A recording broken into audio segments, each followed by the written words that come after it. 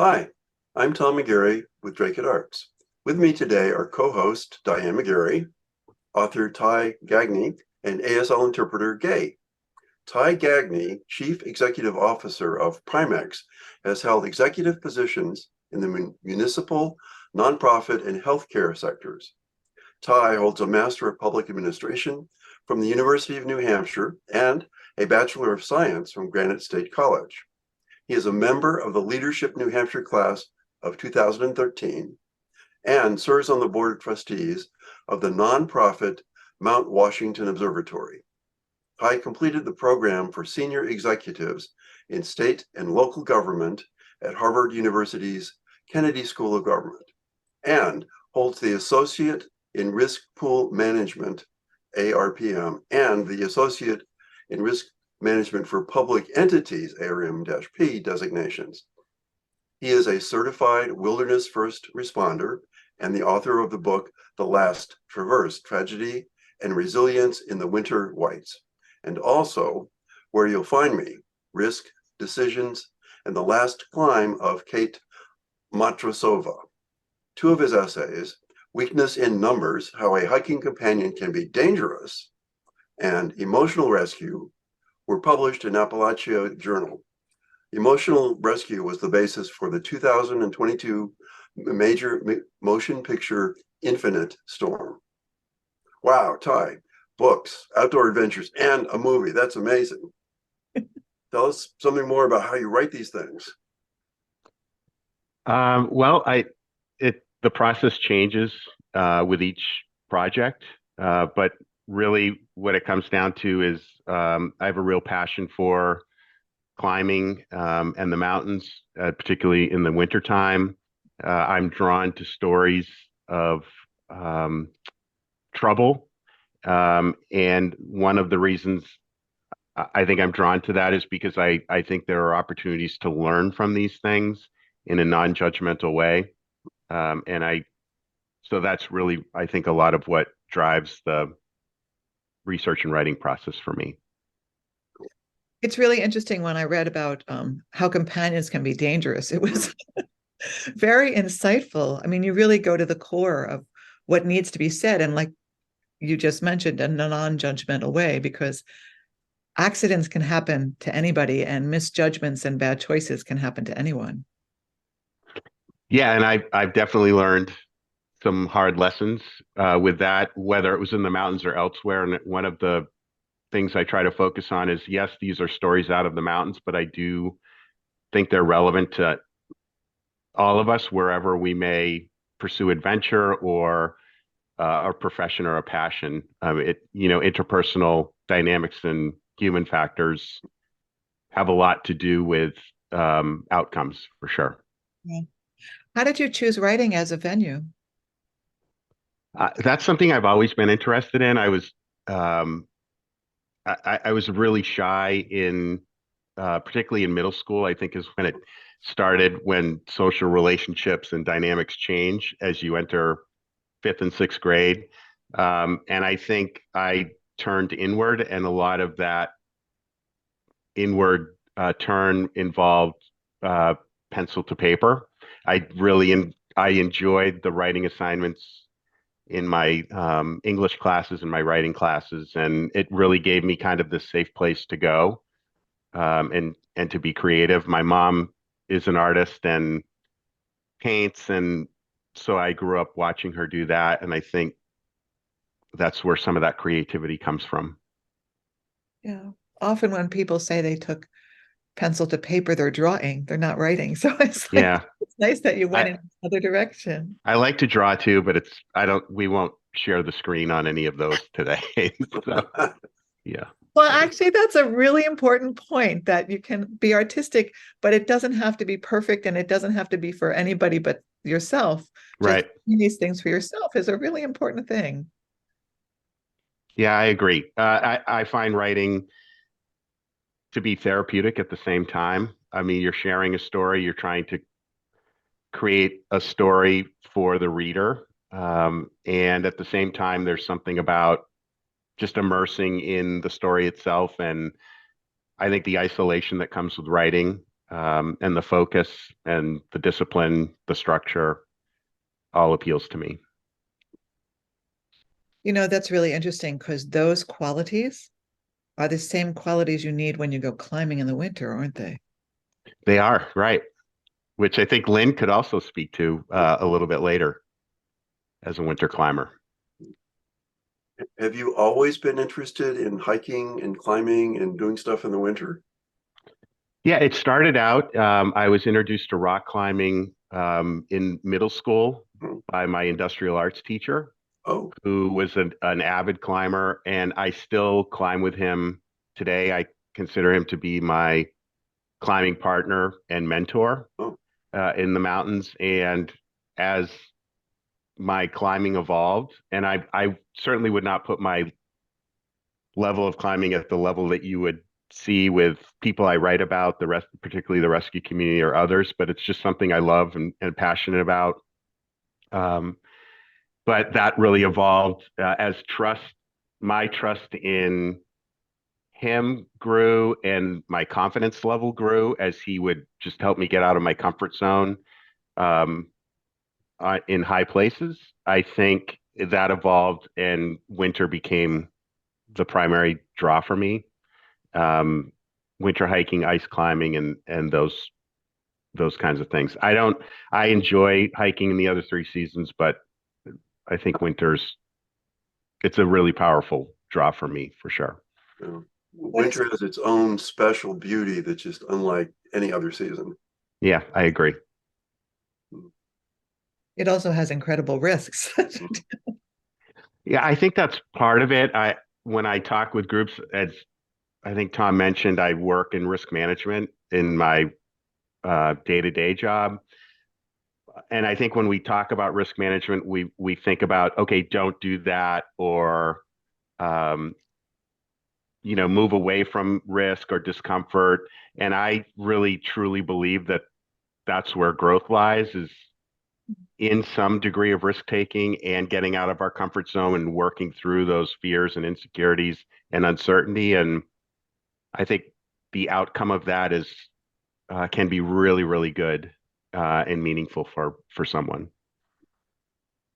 That's really interesting because when you think about even as a child grows, right, the first thing they do is they roll over and they fall. They roll, and everything we do as we're growing up, there's some amount of risk, or else you can't even go outside to get your mail or your groceries or take your garbage to the curb, right? You need to do something. And when people get too comfortable, it's almost like there's a stagnation that sets in.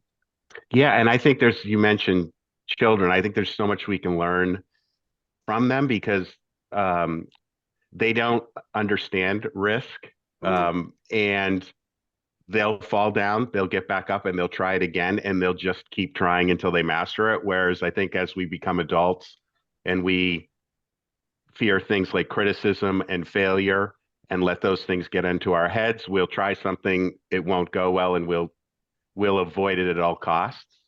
But again, I think when we're approaching things from that growth mindset, um, that's where all of that good stuff takes place for us around growth and confidence building. That good stuff. Yeah, yeah.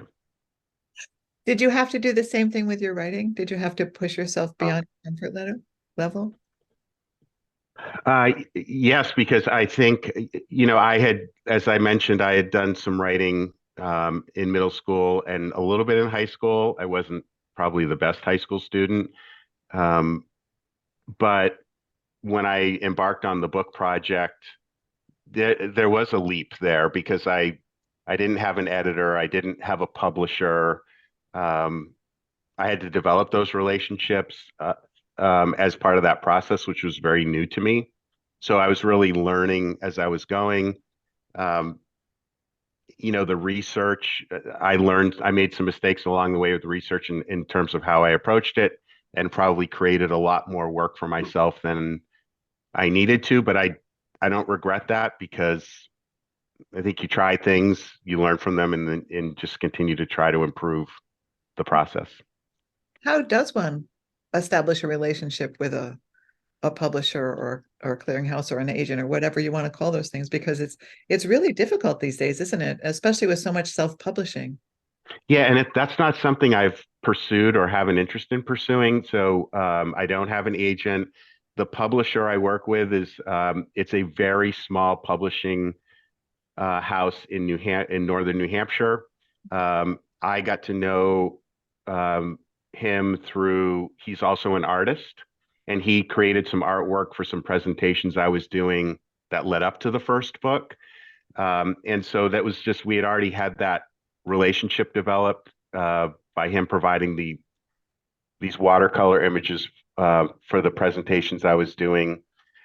And I just signed on with him because I trusted him, and I wasn't looking to have an agent or have a big publishing house. I loved the idea of working with somebody locally who was also interested in the outdoors and art, and having not control of the creative process, but being able to stay very close to that creative process. I went out on my own, hired an editor at my own expense because I wanted to hold myself to that standard that somebody might be held to if they went through a bigger publishing house.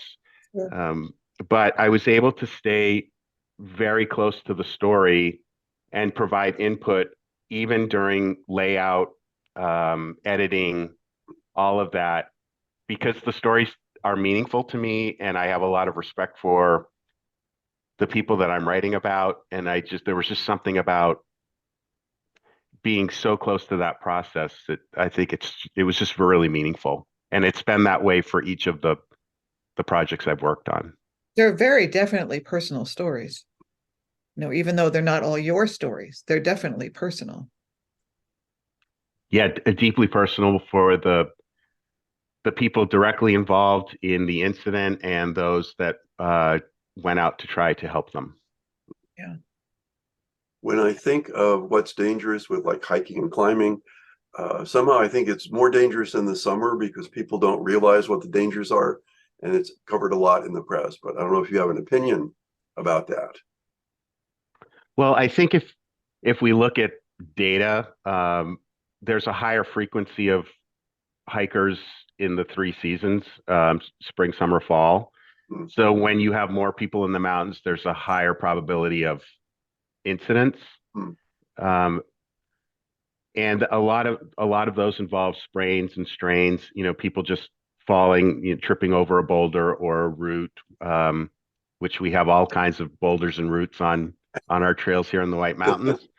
Yeah. But I think in particular, when something happens in the wintertime in the mountains, there is obviously the multi-day searches in the other three seasons get some attention, but I think in particular when something happens in the winter, there is a reaction to it because I think people perceive that winter is more extreme, which it obviously can be. But I also think in some ways the mountains seem or appear to or feel more remote in the wintertime than they might in the other three seasons because we don't perceive them as being accessible when they're covered in snow. Well, sometimes they aren't. Right. That's right. And you also have a shorter window of opportunity to get saved if you don't have the right equipment. And yeah, hypothermia is definitely a threat. The days are much shorter, so the sun is typically, particularly in the White Mountains, the sun is setting obviously to the west, and it dips down behind these higher peaks much earlier than if you and I were not in a mountainous area. And I think people get taken by surprise with that sometimes, haven't necessarily prepared for being out after dark. And that's when Fish and Game and our volunteer teams will typically become involved. I'm laughing because we were on a family trip and I was hiking with my daughter in Iceland in the winter. Very different sun relationship. Yeah. Oh, yeah. I found myself getting as it got to like 3:34 and where the sun was, I was getting really, really nervous because my experience is it goes bloop and it's gone. It just goes. My experience is New England, but it's very different in Iceland. It takes hours to set. Yeah. And Yeah. I had to like keep on talking to myself. It's okay. You don't have to run. We will get out. We actually do have hours here. And there's a lot of different relationship between ourselves and what our experience is. And remembering that when we go to different places, like you just said, if you're up in the mountains where the sun sets earlier, that also means that the snow will last longer and it will Yeah. be colder. There's all these things that aren't necessarily considered, which are important. Yep. And hypothermia is a threat in the spring. I mean, when you talk about temperatures getting down below 50, which is a regular occurrence in the mountains in the fall and spring. Sure. But in the wintertime, the margin for error it's just narrower. And this can be really unpredictable and unforgiving terrain. It's beautiful, and I encourage people to enjoy it. And at the same time, having a healthy respect for where they're headed to, because what might seem like a small error can cascade into a much bigger problem, or multiple problems that can be very difficult to manage in high winds, cold temperatures, and low visibility. Sure. We're actually going to be covering that in our neighborhood talk later, which is really important. We want to give people resources to learn and educate themselves, because there are certain areas you should never stop educating yourself on. And this is one of them. How did it feel to have your story chosen to be a movie? What was that like for you? Um, really unexpected. It was not something I pursued or sought. What happened was I wrote the essay for Appalachia Journal, which is the longest running mountaineering publication. It's published by the Appalachian Mountain Club. And at that time, they did not have a digital format, so it went out in print.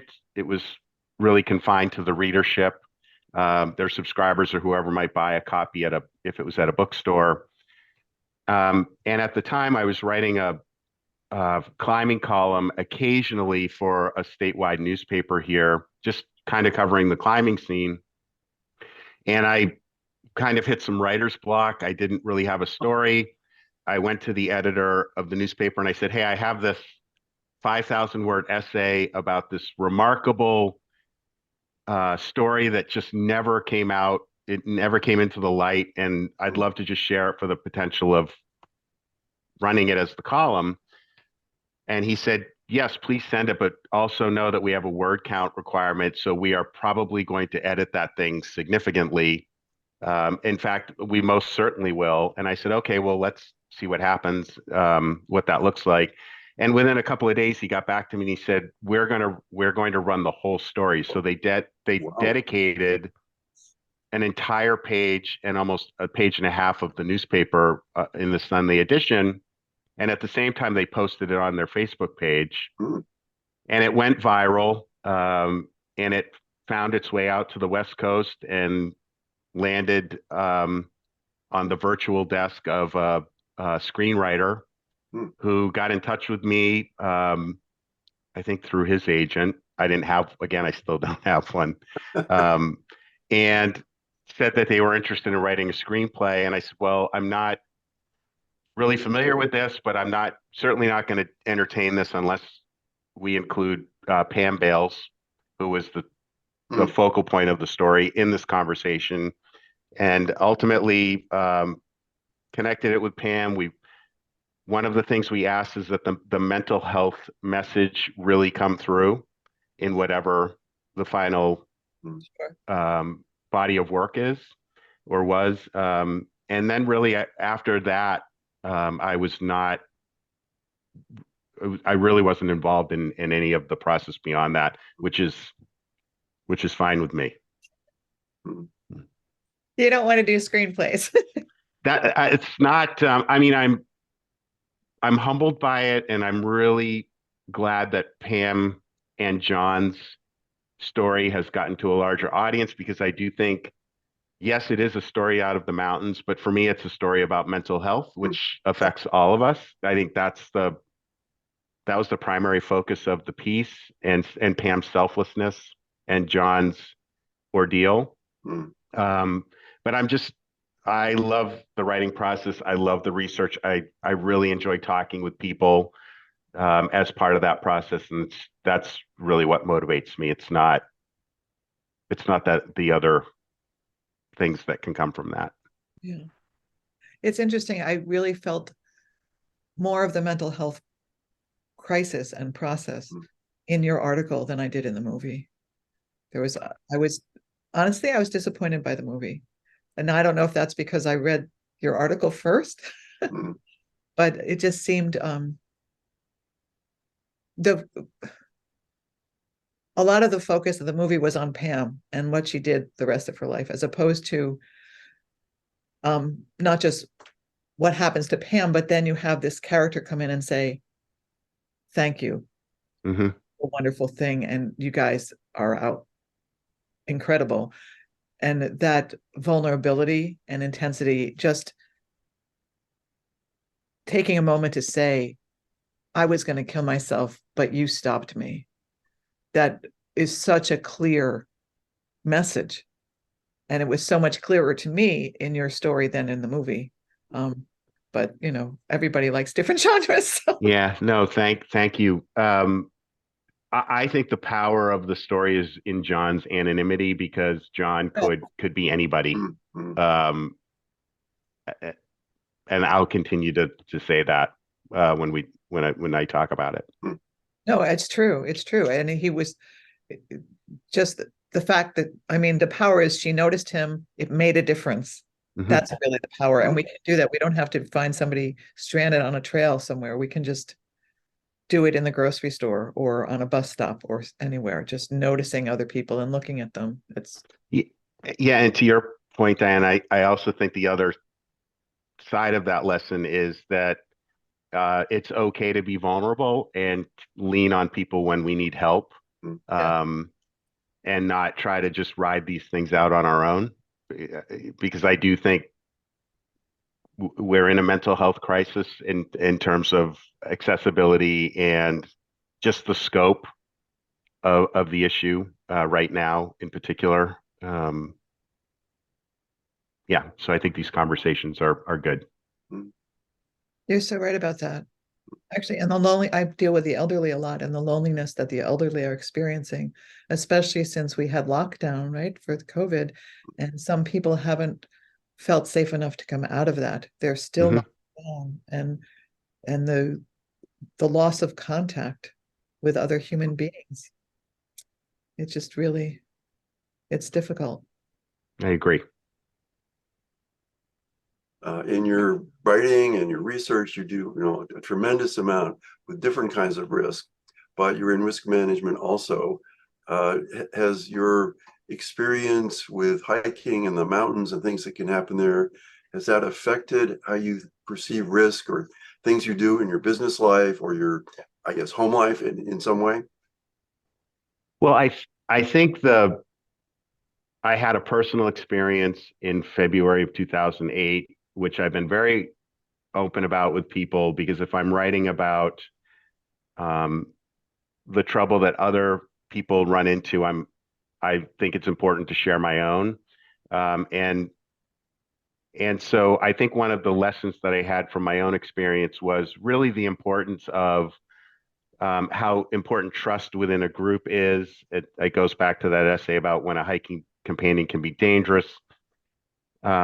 The importance of respectful candor, being vulnerable with people, regardless of your title or position in a group. And that's not just in the mountains. I mean, I talk to a lot of non-hiking groups, organizations, businesses, using my own experiences for context, in how we can let those human factors, those interpersonal dynamics get in the way and actually create more risk.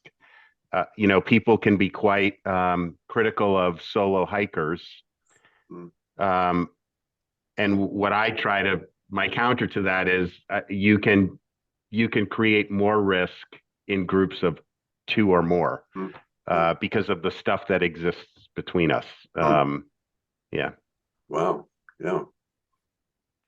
I travel a lot by myself, and I get a lot of opinions about being a solo woman traveling or doing anything. It's very, one would think in 2023, this would not be an issue. But thank you so much for discussing these things with us. Yeah. It's really been wonderful. And No, it's a pleasure. Please join us in January for Ty's reading and Q&A during our January Arts Saturday. January 20th. Yes, it's January 20th. Register through Eventbrite, and I will shortly share our many sponsors who I wish to thank for making these programs possible. Please be sure to tell them thank you. If you're interested in being a sponsor or to find out more about our programming, please go to draketarts.com, or you can email us at draketarts@gmail.com. All of our programs are archived on our Drake at Arts YouTube channel. That's youtube.com/DrakeAtArts. Thank you so much for joining us today. Yes, thank you.